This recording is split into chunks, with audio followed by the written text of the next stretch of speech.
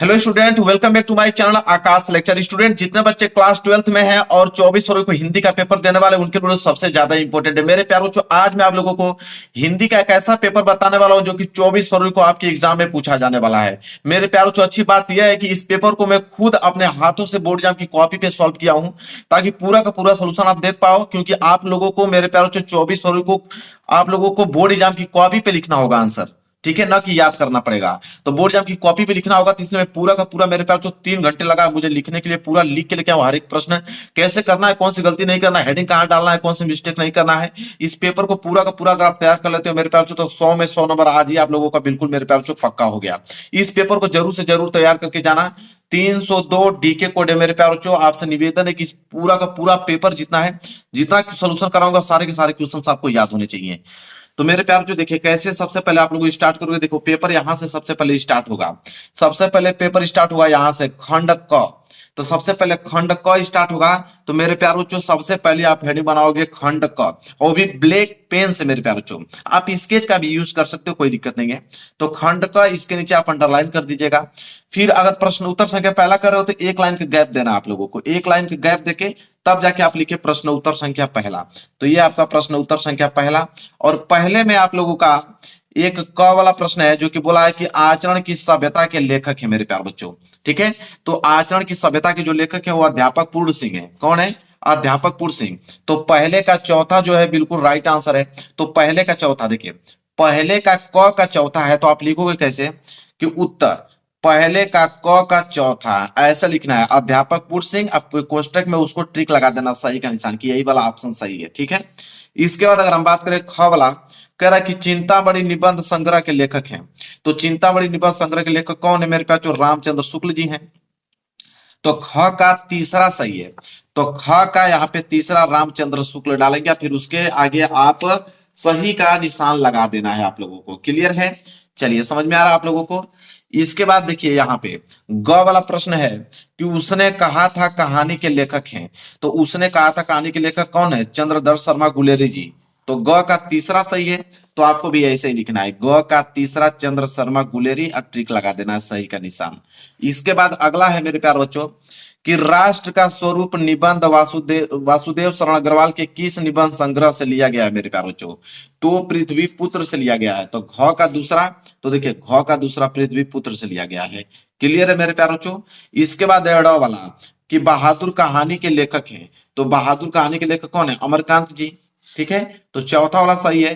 तो ड़ का देखिए चौथा। तो आपको ऐसे लिखना है उत्तर क ख ग घ, एक ही लाइन में पूरा का पूरा लिखना है। याद रहे कि एक एक लाइन का अगर आप गैप देते हो हर एक प्रश्न के बाद तो मेरे प्यारों जो दिखने में स्पष्ट दिखेगा, ठीक है। और साथ में ही कर दोगे तभी अच्छा है, लेकिन उतना इंप्रेशन नहीं बन पाएगा। ऐसे आप दूर दूर एक एक लाइन के गैप दोगे तो देखो दिखने में कितना अच्छा लग रहा है। तो ऐसे करना है। तो पांचों प्रश्नों का उत्तर यहाँ पे हो गया। इसके बाद आता है प्रश्न उत्तर संख्या दूसरा। देखिए प्रश्न उत्तर संख्या दूसरा में भी आपका ड़ तक दिया होगा, क ख ग घ, ठीक है। तो देखिए क वाला है कि उर्मिला का विरह वर्णन साकेत महाकाव्य के किस सर्ग में है? तो किस सर्ग में मेरे प्यार बच्चों? तो वह आपका नवम सर्ग में। किसमें? नवम सर्ग में। तो क का दूसरा जो है बिल्कुल राइट आंसर हो जाएगा। तो देखिए लिखोगे आप सबसे पहले कि प्रश्न उत्तर संख्या दूसरा, इसके नीचे स्केल की सहायता से अंडरलाइन कर देना। फिर लिखना उत्तर दूसरे का क, दूसरे का क का दूसरा सही है नवम सर्ग, ऐसे लिखना है। अब मैंने क्या कहा आपको ट्रिक लगाते चलना है, तो ऐसे आप लोग ट्रिक लगा दीजिएगा, ठीक है। अब अगला प्रश्न देखते हैं। अगला है मेरे प्यार ख वाला। ख वाला है कि कुकुरमुत्ता के रचयिता हैं। तो कुकुरमुत्ता के रचयिता कौन है मेरे प्यार बच्चों? तो वह है आपके जयशंकर प्रसाद जी। चौथा वाला जो है बिल्कुल राइट आंसर हो जाएगा। था ख का चौथा। तो आप ऐसे लिखोगे, ठीक है। जयशंकर प्रसाद नहीं, सूर्यकांत त्रिपाठी निराला जी मेरे प्यारे बच्चों, सॉरी चौथा नहीं है, सूर्यकांत त्रिपाठी ने। कुकुरमुत्ता के रचयिता कौन है? सूर्यकांत त्रिपाठी निराला जी हैं। तीसरा कर दीजिएगा, ख का तीसरा। तो लिखिएगा ख का तीसरा सूर्यकांत त्रिपाठी निराला जी, ऐसे उस पर आप लोगों को सही का चिन्ह लगा देना है। क्लियर है मेरे प्यारे बच्चों। चलिए इसके बाद देखिए ग वाला क्या है कि पलासवन काव्य संकलन के प्रणेता है, ठीक है। तो इसके जो राइट आंसर हो जाएंगे वो नरेंद्र शर्मा हो जाएंगे। कौन? नरेंद्र शर्मा। चौथा वाला जो है बिल्कुल राइट आंसर हो जाएगा, ठीक है। तो नरेंद्र शर्मा, देखिए नरेंद्र शर्मा ग का चौथा, इस पे आपका सही का चिन्ह लगा देना। देखिए जिस प्रकार बता रहा हूं ऐसे एग्जाम में आपको करके आना है। इसके बाद देखिए घ वाला है कि निम्नलिखित में से कौन सा एक कवि छायावाद का नहीं है? तो इन चारों ऑप्शन में से कौन सा कवि छायावाद का नहीं है? वो है अज्ञेय जी।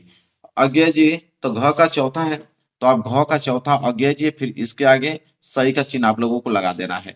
इसके बाद मेरे प्यार जो लास्ट प्रश्न है इसका कि निशा निमंत्रण के रचनाकार हैं, तो निशा निमंत्रण के रचनाकार कौन है? हरिवंश राय बच्चन जी हैं। तो ड़ का तीसरा है, तो आप लिखोगे ड़ का तीसरा हरिवंश राय बच्चन जी, ऐसे आपको लिखना है और सही का चिन्ह लगा देना है। क्लियर है मेरे प्यारों? ऐसे आप लोगों को करना है। इसके बाद आता है तीसरा प्रश्न। देखिए तीसरा प्रश्न दिया है कि दिए गए गद्यांश पर आधारित निम्नलिखित प्रश्नों के उत्तर दीजिए। गद्यांश दिया है और गद्यांश 10 नंबर के लिए दिया है और आपके पास ऑप्शन 2 है, एक यह वाला है। अगर ये नहीं आप कर पाते हो मेरे प्यार बच्चों तो एक अथवा करके देखिए पीछे दिया हुआ है, मैं सब कुछ दिखाता हूं आप लोगों को। एक अथवा करके आपको ये वाला दिया है, ठीक है। तो दोनों में से कोई एक ही आपको एग्जाम में करना है, इतना बात याद रखना, दोनों में से कोई एक ही करना है। तो मैं आप लोगों को ये वाला बता देता हूं, पहला वाला। तो देखो प्रश्न तीसरा है, तो आप लिखोगे कैसे? सबसे पहले लिखोगे प्रश्न उत्तर संख्या तीसरा, फिर संकेत लिखोगे। संकेत का मतलब होता है कि आप दोनों में से कौन किए हैं। संकेत का मतलब कि आगे का 2 वर्ड लिख दो, जैसे भाषा स्वयं, आगे का 2 वर्ड लिख दो और लास्ट की लाइन आवश्यकता है, तो उससे एग्जामिनर को मालूम चल जाएगा कि हाँ आपने यही वाला गद्यांश किया है। तो देखो भाषा स्वयं डॉट डॉट डॉट आवश्यकता है, वो भी ब्लैक पेन से। देखिए कितना अच्छा लग रहा है दिखने में। फिर एक लाइन का गैप दीजिए, फिर प्रश्न आप स्टार्ट कीजिए। पहला प्रश्न क्या है कि पाठ का शीर्षक एवं लेखक का नाम लिखिए। तो पाठ एवं शीर्षक एवं लेखक का नाम में होता है संदर्भ, तो आप पहला लिखोगे, पहला हेडिंग डालोगे संदर्भ। संदर्भ में लिखोगे मेरे प्यारों कि प्रस्तुत गद्यांश प्रोफेसर जी सुंदर रेड्डी द्वारा लिखित भाषा और आधुनिकता नामक निबंध से उद्धृत है। मतलब भाषा और आधुनिकता चैप्टर से लिया गया है और उसके लेखक कौन है? प्रोफेसर जी सुंदर रेड्डी जी। ऐसे संदर्भ लिखा जाता है, 1 नंबर एग्जामिनर नहीं काट सकता है आपका। फिर एक लाइन का गैप दीजिए, दूसरा प्रश्न की तरफ बढ़िए। दूसरा है रेखांकित अंश की व्याख्या कीजिए, मतलब जहां तक अंडरलाइन किया गया है कि भाषा स्वयं संस्कृति का एक अटूट अंग है। संस्कृति परंपरा से निश्चित होने पर भी परिवर्तनशील और गतिशील है। उसकी गति विज्ञान की प्रगति के साथ जोड़ी जाती है। अब इसका आपको व्याख्या बताना पड़ेगा। तो देखिए एक लाइन का गैप देके आप डालेंगे दूसरा रेखांकित अंश की व्याख्या ब्लैक पेन से लिखेंगे कि लेखक का कहना है कि भाषा संस्कृति का अभिन्न अंग है, क्योंकि संस्कृति की अभिव्यक्ति का माध्यम भाषा है। संस्कृति की रचना और विकास परंपराओं द्वारा होता है। परंपराएं क्योंकि परिवर्तनशील होती हैं, इसलिए संस्कृति भी एक जैसी नहीं रहती। यह उसका रेखांकित अंश का व्याख्या है मेरे प्यारे बच्चों। इसके बाद तीसरा प्रश्न है कि नए शब्दों की खोज क्यों आवश्यक है। तो उसके लिए आप एक लाइन छोड़ के लिखोगे कि भाव योजनाओं को व्यक्त करने के लिए नए शब्दों की खोज आवश्यक है। ठीक है, भाव योजनाओं को व्यक्त करने के लिए नए शब्दों की खोज आवश्यक है। देखिए इसमें भी दिया भी है कि नई भाव योजनाओं को व्यक्त करने के लिए नए शब्दों की खोज की महती आवश्यक है। ठीक है, तो सब कुछ इसी पैसेज में से मिल जाता है मेरे प्यारे बच्चों। चलिए अब चौथा प्रश्न देखिए क्या है कि संस्कृति का एक अटूट अंग क्या है। तो संस्कृति का एक अटूट अंग क्या है? चौथा प्रश्न तो लिखोगे भाषा एवं संस्कृति का एक अटूट अंग है। भाषा एवं संस्कृति का एक अटूट अंग है। फिर एक लाइन का गैप देना। पांचवा प्रश्न कह रहा है कि किसके लिए भाषा के परंपरागत प्रयोग पर्याप्त नहीं है। तो आप लिखोगे कि वैज्ञानिक आविष्कारों के प्रभाव के कारण उद्भूत नई सांस्कृतिक हलचलों को शाब्दिक रूप देने के लिए भाषा के परंपरागत प्रयोग पर्याप्त नहीं है। लो भाई हो गया आप लोगों का मेरे प्यार बच्चों प्रश्न नंबर तीसरा। प्रश्न नंबर चौथा देख लीजिए क्या है। प्रश्न नंबर चौथा है कि दिए गए पद्यांश पर आधारित निम्नलिखित प्रश्न के उत्तर दीजिए। पद्यांश भी देखिए 10 नंबर के लिए पूछा है। इसमें भी 2 ऑप्शन दिया है मेरे प्यारों बच्चों। एक आपका पहला वाला नहीं कर पाओगे तो अथवा करके आप लोगों को ये दूसरा वाला दिया है। तो मैं आप लोगों को मेरे पास जो दूसरा वाला बता देता हूं। मान लीजिए चौथा का मैं अथवा किया हूं, तो आप लिखोगे कैसे कि प्रश्न उत्तर संख्या चौथा का अथवा, ऐसे लिखोगे। फिर नीचे अंडरलाइन कर देना। फिर संकेत में लिखोगे, संकेत मतलब सावधान मनुष्य डॉट डॉट बड़ी आधार। इसका मतलब कि सावधान मनुष्य शुरू के आप 2 वर्ड लिख दीजिए, डॉट डॉट करके लास्ट की 2 वर्ड लिख दीजिए। उसको एग्जामिनर को मालूम चल जाएगा आपने कौन सा यह पद्यांश किया हुआ है। ठीक है, अब इसके नीचे दिए गए प्रश्नों को हम लोग हल करेंगे। इसके नीचे भी कितने प्रश्न है? 5 प्रश्न हैं और पांचों को हम लोग डिटेल में सॉल्व करेंगे ताकि एग्जामिनर लोगों को 10 नंबर दे पाए, 1 नंबर न काट पाए। देखिए पहला प्रश्न है कि उपयुक्त गद्यांश का संदर्भ लिखिए। तो संदर्भ लिखना है। देखिए संदर्भ लिखने का तरीका क्या है, आप एक लाइन छोड़ोगे, लिखोगे पहला संदर्भ लिखोगे कि प्रस्तुत पद्यांश के पाठ का शीर्षक अभिनव मनुष्य है और इसके रचयिता मतलब कवि जो है वो रामधारी सिंह दिनकर जी हैं। तो देखो ये जो अभिनव मनुष्य उनको ब्लैक पेन से लिखना है। कौन लिखे हैं? रामधारी सिंह दिनकर रचयिता हैं, तो इनको ब्लैक पेन से लिखना है। जैसे मैं लिखा उससे वैसे ही आपको लिखना है एग्जाम में, इतना याद रखिए। एक नंबर एग्जामिनर काट नहीं सकता आप लोगों का। तो संदर्भ क्लियर हो गया। दूसरा प्रश्न बढ़ते हैं। देखिए दूसरा प्रश्न है कि रेखांकित अंश की व्याख्या कीजिए। मतलब जहां तक अंडरलाइन किया गया था, मैं दिखा भी देता हूं कि कहां तक अंडरलाइन किया गया है, तो आपको कौन सा व्याख्या इसका बताना है। ठीक है, देखिए कैसे लिखोगे रेखांकित अंश का व्याख्या। एक लाइन का गैप देकर लिखोगे, रेखांकित अंश की व्याख्या लिखोगे। कवि दिनकर जी कहते हैं कि इस विज्ञान रूपी तलवार की धार बहुत पैनी मतलब तेज है। अज्ञानी होने के कारण तू इस विज्ञान की इस तलवार को हाथ में लेकर खेलने, अब यहाँ पे पेज भर गया तो कोई दिक्कत नहीं, इधर लिख दीजिए, खेलने में सक्षम नहीं है। तेरी तनिक सी सावधानी असावधानी से इससे तेरे ही अंग कट सकते हैं। ठीक है, यह है मेरे प्यार जो रेखांकित अंश का व्याख्या। क्लियर है? दो प्रश्न तो एकदम अच्छे से मैंने बता दिया। अगला प्रश्न देख लीजिए मेरे प्यार, जो अगला है तीसरा प्रश्न, कि कवि ने वैज्ञानिक युग के मानव को क्या चेतावनी दी है। तो हम लोग लिखेंगे कि कवि मनुष्य को सावधान करते हुए कहते हैं कि हे मानव, तुम जिस विज्ञान रूपी तीक्ष्ण धार वाली तलवार से खेल रहे हो, यह किसी भी समय तुम्हारे लिए विनाशकारी सिद्ध हो सकती है। बस तीसरा प्रश्न भी हो गया। चौथा है कि पद में फूल और कांटों से क्या तात्पर्य है। तो लिखोगे कि प्रस्तुत पद में कवि ने फूल का अर्थ विज्ञान वरदान है और कांटों का अर्थ जो है विज्ञान को अभिशाप के रूप में दिखाया गया है। बस इतना ही चौथा लिखना है। पांचवा है कि कवि ने विज्ञान तलवार के प्रयोग करने से क्यों मना किया है। तो लिखेंगे हम लोग कि कवि ने विज्ञान को तलवार इसलिए कहा है कि यह किसी भी समय मनुष्य के लिए हिंसक मतलब विनाशकारी हो सकता है। पांचों को पांचों प्रश्न बता दिया, 10 नंबर मिल गया, एक नंबर एग्जामिनर नहीं काट सकता है। अगला है पांचवा प्रश्न, पांचवें का क, निम्नलिखित में से किसी एक लेखक का साहित्यिक परिचय देते हुए उनके प्रमुख कृतियों का उल्लेख कीजिए। अधिकतम समय सीमा 80 शब्द होना चाहिए। 5 नंबर के लिए है आप लोगों का जीवन परिचय, 3 नंबर जीवन परिचय पे मिलता है, 2 नंबर रचनाएं पे मिलता है। देखिए कैसे लिखोगे, प्रश्न उत्तर संख्या पांचवा, पांचवें का क। अब पांचवें की क में किसका कर रहे हो, पहला कर रहे हो कि दूसरा कर रहे हो कि तीसरा। तो पहला कर रहे हैं हजारी प्रसाद द्विवेदी का, तो पांचवें का क का पहला हजारी प्रसाद द्विवेदी। पहले मेरे पास जो यहाँ साहित्यिक परिचय इसका लिखना होता है, तो पहले सूक्ष्म परिचय लिखोगे, छोटा सा परिचय लिखोगे। सूक्ष्म परिचय हेडिंग डालने के बाद लिखोगे कि जन्म सन 1907 बलिया जिला के दुबे का छपरा नामक ग्राम में हुआ था। इनके पिता का नाम जो था अनमोल द्विवेदी तथा माता का जो नाम था ज्योतिषमती देवी था। इन्होंने हिंदी एवं संस्कृत भाषा का गहन अध्ययन किया। लखनऊ विश्वविद्यालय से इनको डीलिट की उपाधि सम्मानित किया गया। सन 1957 ईस्वी में भारत सरकार ने पद्म भूषण की उपाधि से विभूषित किया और सन 1989 ईस्वी में इनका जो हो गया सर्वनाश। बस इतना लिख देना है। फिर एडिंग डालना है साहित्यिक परिचय। साहित्य एक लाइन का गैप छोड़ के लिखिएगा, एक लाइन का गैप देकर लिखिएगा साहित्यिक परिचय में कि आचार्य हजारी प्रसाद द्विवेदी जी साहित्य के निबंधकार, उपन्यासकार, आलोचक एवं संपादक के अतिरिक्त एक कुशल वक्ता एवं सफल अध्यापक भी थे। इन्होंने अभिनव भारतीय तथा विश्व भारतीय ग्रंथ का संपादन किया। आधुनिक युग के गद्यकारों में आचार्य हजार प्रसाद द्विवेदी का महत्वपूर्ण जो है स्थान है। यह साहित्यिक परिचय में। अब मेरे प्यार से इनकी रचनाएं की बारी आई, तो आप देखो सिंपल रचना लिखना, रचना में लिखना उपन्यास। बाढ़ भट्ट की आत्मकथा पुनर्वा, ये उनकी महत्वपूर्ण उपन्यास है। एक लाइन के गैप छोड़ना लिखना निबंध संग्रह उनकी अशोक के फूल कुटज। इसके बाद आलोचक साहित्य लिखना, साहित्यिक सचर सूर साहित्य। इतिहास में लिख देना हिंदी साहित्य, हिंदी साहित्य का इतिहास। हो गया भाई कंप्लीट आप लोगों का जीवन परिचय आचार्य हजार प्रसाद द्विवेदी का 5 नंबर कंफर्म। ऐसे आप लोगों को लिखना है। चलिए अगला प्रश्न, पांचवें का ख, निम्नलिखित में से किसी एक कवि का साहित्यिक परिचय देते हुए उनके प्रमुख रचना का उल्लेख कीजिए। अब कवि का आ गया साहित्यिक परिचय, ठीक है। 80 शब्द समय सीमा होना चाहिए, 5 नंबर ये भी मिलेगा। इसमें भी 3 ऑप्शन है, पहला दूसरा तीसरा। तीनों में से कौन, तो मैथिली शरण गुप्त जी का हमने किया है, तो लिखेंगे दूसरा। लिखेंगे पांचवें का ख का दूसरा लिखेंगे। देखो प्रश्न उत्तर संख्या पांचवा, पांचवें का ख, ख का दूसरा मैथिली शरण गुप्त, ऐसे लिखना है। एक लाइन छोड़ के जीवन परिचय या सूक्ष्म परिचय आप डाल सकते हो। लिखोगे कि राष्ट्र कवि मैथिली शरण गुप्त का जो जन्म हुआ था सन 1886 ईस्वी को जिला झांसी के चिरगांव में हुआ था। इनके पिता का नाम रामचरण गुप्त था। इनका निधन सन 1964 ईस्वी में हो गया था। देखिए मेन मेन पॉइंट को मैंने ब्लैक पेन से लिखा, तो आपको भी ब्लैक पेन से ही लिखना, इतना याद रखिए। जीवन परिचय हो गया, एक लाइन छोड़ के आप साहित्यिक परिचय लिखोगे। साहित्यिक परिचय में लिखोगे मेरे प्यार जो कि मैथिली शरण गुप्त जी राष्ट्रीय विशेषताओं से परिपूर्ण रचना करते थे।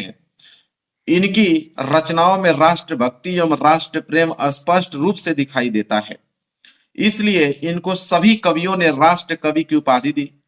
साकेत महाकाव्य के लिए इन्हें हिंदी साहित्य सम्मेलन के द्वारा मंगला प्रसाद पारितोषिक से सम्मानित किया गया और भारत सरकार ने इन्हें राष्ट्र कवि की उपाधि दी और पद्म भूषण से क्या किया, सम्मानित किया। अब कितना कम शब्दों में अच्छा वर्ड मैंने लिखा है, इसी तरह आप लोगों को लिखना है।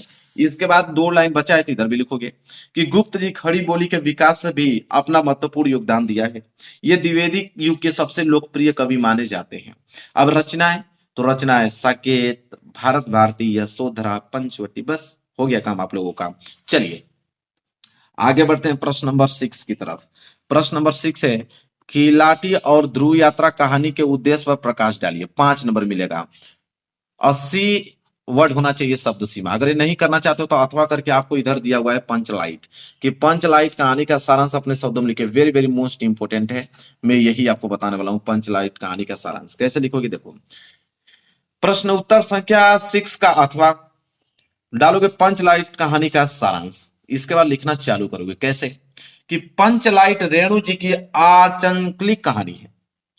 कहानी में बिहार के एक पिछड़े गांव के परिवेश का सुंदर चित्रण प्रस्तुत किया गया है। महतो टोली में अशिक्षित लोग हैं। उन्होंने रामनवमी के मेले में, रामनवमी के मेला लगता है, तो रामनवमी के मेले में से एक पेट्रोमैक्स खरीदा जिसे वे पंचलेट कहते हैं। पंचलाइट को देखने के लिए टोली के सभी बालक औरतें जवान इकट्ठे हो जाते हैं। पंचलाइट मतलब लालटेन, पहले के जमाने में बोलते थे, इस समय भी लालटेन ही कहते हैं। सरदार अपनी पत्नी को आदेश देता है कि शुभ कार्य को करने से पहले वो पूजा पाठ का प्रबंधक कर ले। सभी उत्साहित हैं, परंतु समस्या उठती है कि पंचलेट जलाएगा कौन। यह सीधे साधे लोग पेट्रोमैक्स को जलाना भी नहीं जानते हैं। इस टोली में गोधन नामक का एक युवक है। वह गांव की मुनरी नामक एक युवती से प्रेम करता है। मुनरी की मां ने पंचों से शिकायत की थी कि वह उसके घर के सामने से सिनेमा के गाने गाता हुआ निकलता है। इस कारण पंचों ने उसे बिरादरी से निकाल रखा है। मुनरी को पता है कि गोधन पंचलाइट जला सकता है। वह चतुराई से यह बात पंचों तक पहुंचा देती है कि पंच गोधन को बिरादरी में ले लेते हैं। वह पंचलाइट जला देता है। पंच खुश होकर कहते हैं कि तुम्हारा साथ खून माफ। पंचलाइट की रोशनी में लोग भजन कीर्तन करते हैं तथा उत्सव मनाते हैं। कहानी का कथांक सजीव है। सीधे साधे अनपढ़ लोगों की संवेदनाओं को वारी देने में रेणु जी के समर्थ रहे हैं। इस कहानी में आचलंकिक जीवन की सजीव झांकी प्रस्तुत की गई है। बस इतना ही आप लोगों को पंचलाइट की कहानी लिखना है। क्लियर है मेरे प्यारे बच्चों। चलिए अगला देखिए प्रश्न नंबर 7 कह रहा है कि स्वपठित खंड काव्य के आधार पर किसी एक खंड के एक प्रश्न को उत्तर दीजिए। अधिकतम समय सीमा 80 शब्द है। अब मेरे प्यारे बच्चों ये खंड काव्य आ गया और खंड काव्य 5 नंबर के लिए आता है, लेकिन खंड काव्य मेरे प्यारे बच्चों जिला वाइज आता है। जो आपके डिस्ट्रिक्ट में पूछा जाता है वही करोगे, तो फिक्स टॉपिक है, तो मैं सबका नहीं बता सकता, लेकिन आप लोग देख लीजिएगा। इसलिए मैं इस प्रश्न का उत्तर नहीं दिया हूँ, क्योंकि सबके अलग अलग डिस्ट्रिक्ट में अलग अलग खंड काव्य पूछे जाते हैं। बहुत सारे हैं, जैसे श्रवण कुमार है, रश्मि रथी है, त्यागपथी है, आलोकवृत है, इधर भी आप लोगों का दिया हुआ है। तो बहुत सारे हैं, आप लोग देख लीजिएगा कि आपके डिस्ट्रिक्ट में कौन सा पूछा जाता है। सत्य की जीत है, मुक्तिज्ञ है, इतने सारे हैं। तो आप लोग देख लीजिएगा कि आपके खंड काव्य में कौन सा पूछा जाता है। इसके बाद मेरे प्यार जो खंड ख स्टार्ट होगा और प्रश्न उत्तर 8वें का क है कि दिए गए संस्कृत गद्यांशों में से किसी एक का संदर्भ हिंदी में अनुवाद कीजिए। तो संदर्भ सहित हिंदी में अनुवाद करना है संस्कृत का गद्यांश। इसमें भी 2 ऑप्शन है। एक पहला वाला है मेरे प्यार जो, यहाँ से देखिए, यहाँ से स्टार्ट है। यह पहला वाला है, या अथवा करके आप दूसरा वाला है। तो मैं दूसरा वाला आपको बता रहा हूं, ठीक है। 7 नंबर आप लोगों का भी जस्ट क्लियर कराता हूं। तो प्रश्न उत्तर 8वें का अथवा, ठीक है। प्रश्न उत्तर 8वें का अथवा कर रहा हूं। यहाँ पे हिंट लिख दूंगा, ये पहला वर्ड डॉट डॉट करके लास्ट वाली लाइन लिख दूंगा, तो हिंट मालूम चल जाएगा। तो देखिए मैंने क्या लिखा है, प्रश्न उत्तर संख्या 8वां, ठीक है। अब यहाँ पे मेरे प्यार जो 8वां तो लिखे हो, अथवा भी लिख सकते हो, कोई दिक्कत नहीं है। यहाँ कोष्टक में आप अथवा लिख दोगे तो और अच्छे से क्लियर हो जाएगा कि आपने कौन सा किया है। तो 8वें का अथवा आप मेरे प्यार जो लिख दीजिएगा। तो प्रश्न उत्तर संख्या 8वें का अथवा कर देना। इसके बाद 8वें का अथवा मेरे प्यार जो क वाला कर रहे हो, तो मेरे प्यार जो यहाँ पे क लिखोगे। क में कौन कर रहे हो, क में मेरे प्यार जो ये वाला कर रहे हो कि ये वाला। तो मैं हिंट बताया, तो देखो महामना विद्वान, फिर डॉट डॉट डॉट उपस्थित एवं, इससे मालूम चल जाएगा कि हाँ आपने यही वाला नीचे वाला किया है। ठीक है। तो इसमें संदर्भ सहित हिंदी में अनुवाद करना है, तो सबसे पहले हेडिंग डालोगे आप संदर्भ। सबसे पहली हेडिंग आपकी संदर्भ रहेगी, एक लाइन के गैप देके संदर्भ में लिखोगे कि प्रस्तुत संस्कृत गद्यांश संस्कृत दीर्घदर्शिका के महामना मालवी पाठ से अवतरित है। मतलब संस्कृत दीर्घदर्शिका से लिया गया है, महामना मालवी पाठ से। तो ऐसे आप लोगों को संदर्भ लिखना है। उसका अनुवाद लिखोगे कैसे, अनुवाद हेडिंग डालना ब्लैक पेन से। अनुवाद में लिखोगे कि महामना मालवीय जी विद्वान, वक्ता, धर्मात्मा, नेता और चतुर पत्रकार थे, किंतु इनका सर्वोच्च गुण लोक सेवा ही था। जहां कभी भी यह लोगों को दुखी और पीड़ित देखते थे, वहीं शीघ्र उपस्थित होकर सभी प्रकार की सहायता करते थे। प्राणियों की सेवा इनका जो था स्वभाव ही था। यह अनुवाद आपको लिखना है मेरे प्यारों। क्लियर है? चलिए अब ख वाला आ जाइए, आठवें का ख। दिए गए पद्यांशों में से किसी एक का संदर्भ सहित हिंदी में अनुवाद कीजिए। अब ये पद्यांश आ गया, और पद्यांश भी देखिए 7 नंबर के लिए है। इसमें भी 2 ऑप्शन दिया है कि ऊपर वाला किए हो कि नीचे वाला किए हो। तो देखिए उसको कैसे लिखोगे, आप लिखिएगा 8वें का ख, ठीक है। तो इसमें से आपने जयंती ते महाभागा क्वचित, तो मतलब देखिए जयंती ते महाभागा क्वचित, मतलब आपने ये वाला किया है। इस तरह आप हिंट लिख दोगे। हिंट लिखने के बाद लिखोगे संदर्भ, लिखोगे कि प्रस्तुत श्लोक संस्कृत दीर्घदर्शिका के महामना मालवीय नामक पाठ से अवतरित है। अब अनुवाद की बारी आई, उसका अनुवाद कैसे लिखोगे, तो अनुवाद हेडिंग डाल के लिखोगे कि जन सेवा में लगे महापुरुष की जय हो, जिनके यश रूपी शरीर को कहीं भी बुढ़ापे और मृत्यु का भय नहीं है। उपदेश देते हैं कि अतयौव एवं आज शब्द आज भी वैसे ही स्वीकार किया गया है। यह सिद्धांत क्रमशः इस प्रकार है। कैसे? पहला अहिंसा, दूसरा चोरी न करना, तीसरा सत्य के मार्ग पे चलना, ब्रह्मचर्य, प्रमाद न करना। ठीक है, बस यह हो गया उसका अनुवाद। अब हम बढ़ेंगे प्रश्न नंबर 9 की तरफ। प्रश्न नंबर 9 है कि निम्नलिखित मुहावरों और लोकोक्तियों में से किसी एक का अर्थ लिखकर वाक्य में प्रयोग कीजिए। 2 नंबर मिलेगा। यहाँ पे 4 ऑप्शन है। ईंट से ईंट बजाना, अंग अंग ढीला होना, आंखें चार होना, समर्थ को नहीं दोष गुसाई। अब इसमें से चारों में से किसी एक का आप लोगों को अर्थ लिखकर वाक्य प्रयोग करना है। तो 9वां है, तो मैंने यहाँ पे लिखा है प्रश्न उत्तर संख्या 9। 9 का पहला, ईंट से ईंट बजाना। इसका अर्थ यह होता है कि पूर्णतः नष्ट कर देना। ईंट से ईंट बजाने का मतलब पूर्णतः नष्ट कर देना। वाक्य प्रयोग में लिखोगे कि अपने पिता के कत्ल का बदला लेने के लिए रघुवीर ने रोहन के घर की ईंट से ईंट बजा दी। अब यहां से एग्जामिनर आपको 2 नंबर मेरे प्यारों जो एकदम दे देगा, 1 नंबर काट नहीं सकता है आपका। इसके बाद मेरे प्यारों जो 9वां प्रश्न हो गया। अब प्रश्न नंबर 10वां, अपठित गद्यांश पर आधारित निम्नलिखित प्रश्न को उत्तर दीजिए। 5 नंबर के लिए अपठित गद्यांश है। गद्यांश यहां से लेकर मेरे प्यारों यहां तक यह गद्यांश है। इस गद्यांश के नीचे आपको 3 प्रश्न दिए गए हैं। पहला है कि उपयुक्त गद्यांश का शीर्षक लिखिए, 2 नंबर मिलेगा इस पे। तो प्रश्न उत्तर आप मेरे प्यार बच्चों 10वां है। तो 10वां में से कौन हमने किया है कि किसी देश को उन्नति, मतलब ये वाला हमने नहीं किया है।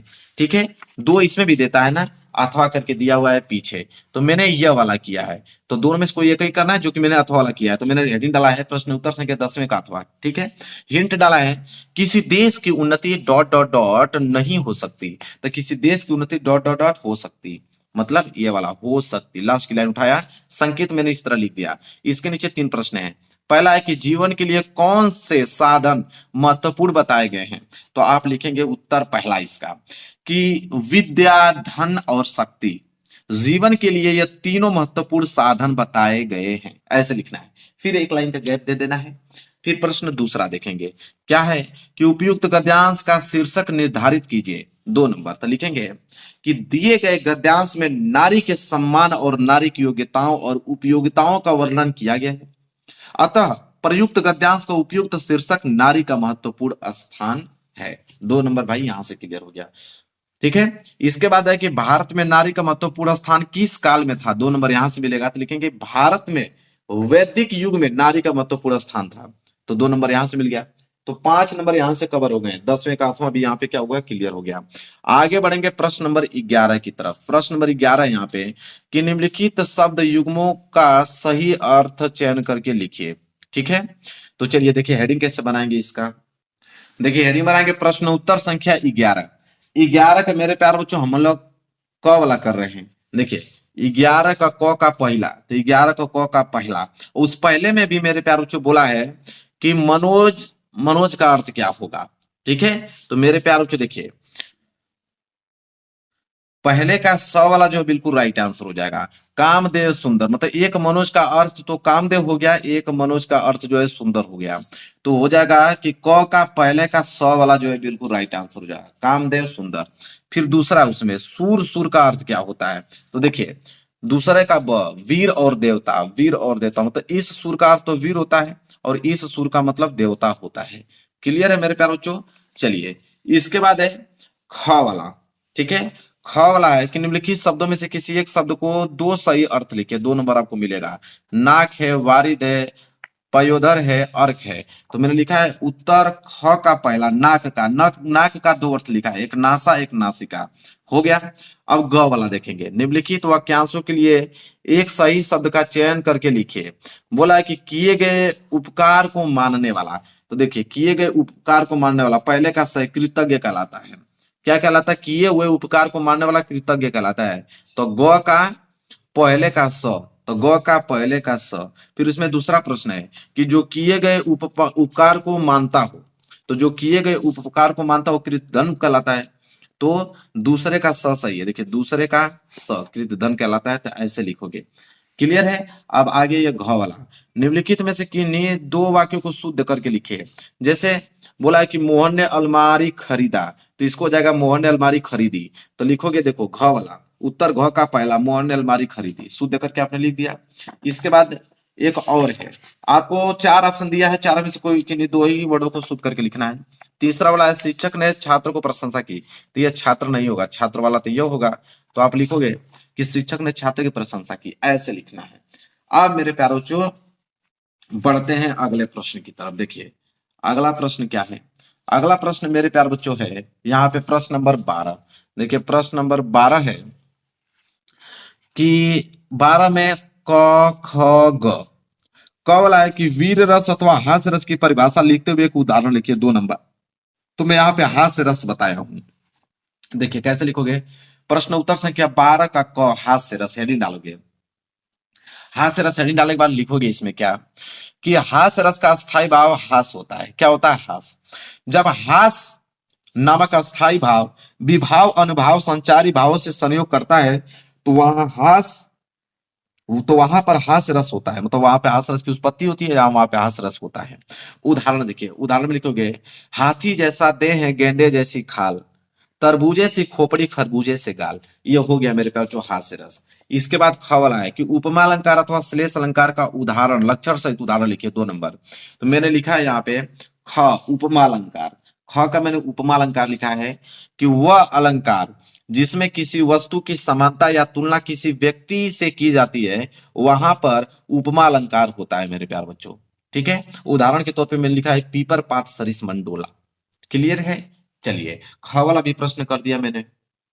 चलिए अगला प्रश्न के ग वाला कह रहा है कि दोहा छंद अथवा कुंडलिया छंद का मात्रा सहित लक्षण उदाहरण लिखिए, मात्रा सहित, 2 नंबर।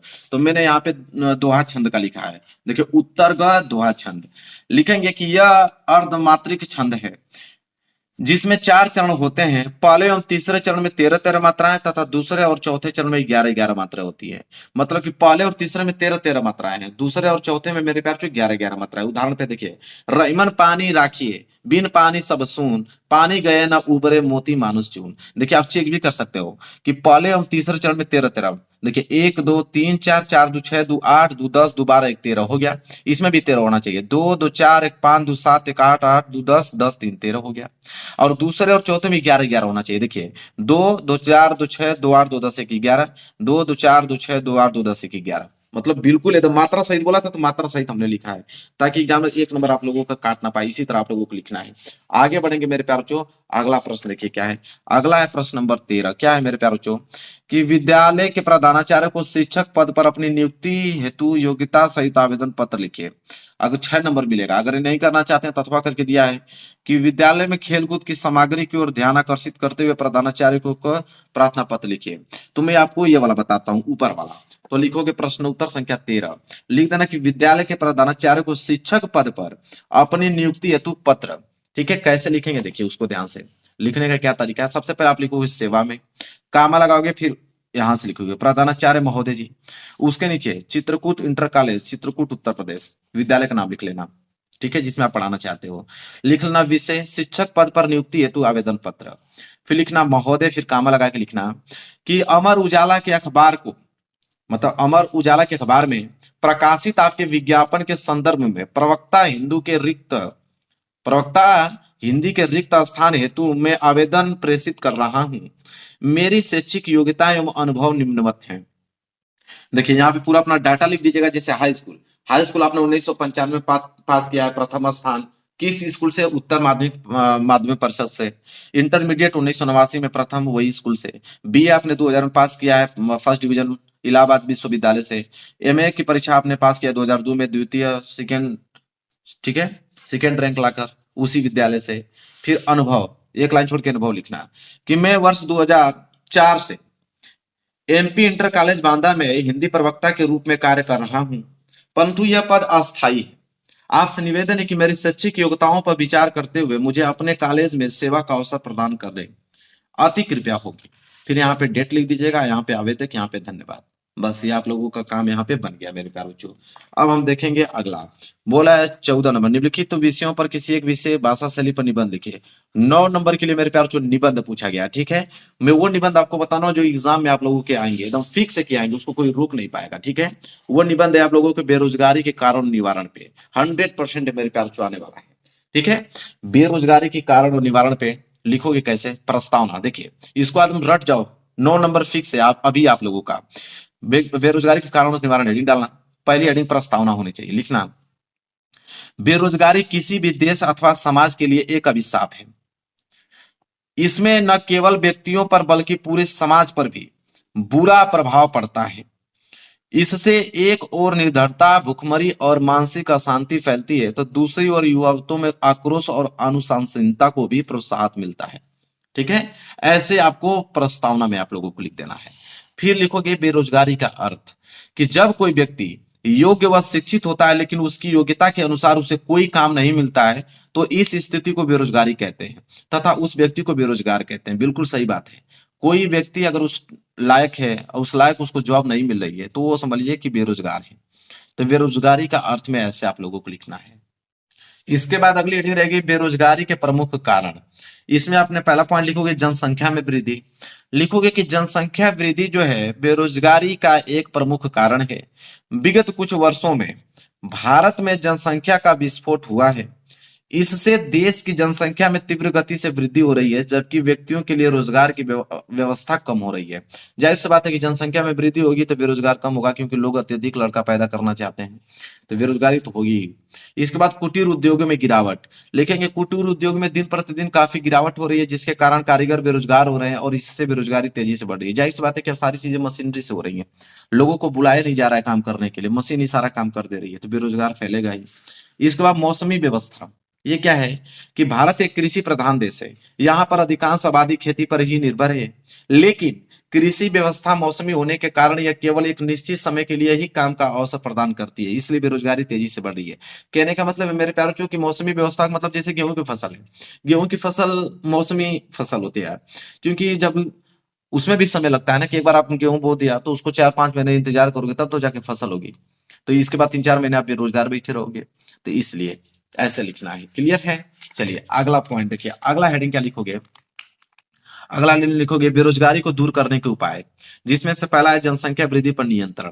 लिखोगे जनसंख्या वृद्धि बेरोजगारी का एक प्रमुख कारण है, इसलिए बेरोजगारी पर नियंत्रण पाने के लिए जनसंख्या नियंत्रण लगाना अति आवश्यक है। मतलब आपको कम से कम बच्चा पैदा करना होगा, जनसंख्या पे आप लोगों को नियंत्रण करना पड़ेगा, तभी कुछ हद तक बेरोजगारी कम हो सकती है।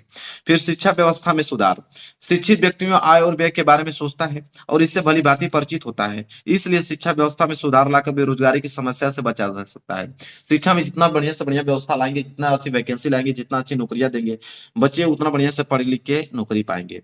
और अच्छे से शिक्षा में व्यवस्था करेंगे तो अच्छे से आप पढ़ाई कर पाओगे, टैलेंटेड रहोगे, कोई भी जॉब आप ले सकते हो। इसके बाद देखिए अगली हेडिंग लिखिएगा राष्ट्र निर्माण संबंधी कार्यों को बढ़ावा देना। देश में बेरोजगारी को दूर करने के लिए राष्ट्र निर्माण संबंधी विभिन्न कार्यों को बढ़ावा देना चाहिए, जैसे सड़कों का निर्माण। अब सड़कें बनेंगी तो लोग काम करेंगे, रेल परिवहन का विकास, रेल की पटरियां बनेगी तो लोग काम करेंगे, उनको रोजगार मिलेगा। इसके बाद आगे लिखिएगा पुल निर्माण, पुल भी बनेगा तो उसमें भी रोजगार मिलेगा। वृक्षारोपण आदि, वृक्ष लगेगा उसमें भी लोग लगाएंगे, इससे बेरोजगारी की समस्या कुछ हद तक कम हो सकती है। लास्ट में उपसंहार, उपसंहार मतलब पूरा का पूरा निचोड़। अब एग्जामिनर आप लोगों को 9 नंबर देगा तो भाई कम से कम दो दो पन्ना उसको चाहिए, मतलब 4 पेज उसको चाहिए बढ़िया से डिटेल में, तब आपको वो 9 नंबर देगा। तो 4 पन्ना में लिख के लेके आऊं, देख सकते हो। उपसंहार में लिखिएगा, देश में बेरोजगारी की समस्या लंबे समय से है। हालांकि सरकार ने रोजगार के कई कार्यक्रम शुरू किए हैं, लेकिन पूरी तरह हर युगों तक नहीं पहुंच सका है। बेरोजगारी से बचने के लिए सामूहिक प्रयास करना होगा, तभी बेरोजगारी एक सीमा तक दूर हो सकती है। अब मेरे प्यारे बच्चों, पूरा का पूरा मैंने इस पेपर को समाप्त कर दिया, पूरा बोर्ड एग्जाम की कॉपी पे। अगर ये तैयार कर लेते हो तो 100 में 100 नंबर बिल्कुल 24 फरवरी को आप लोगों का पक्का, कोई रोकने वाला नहीं है। वीडियो को लाइक कर देना, चैनल पे नए हो तो चैनल को जरूर सब्सक्राइब कर लेना। मिलेंगे एक प्यारे से नेक्स्ट वीडियो में, तब तक के लिए धन्यवाद।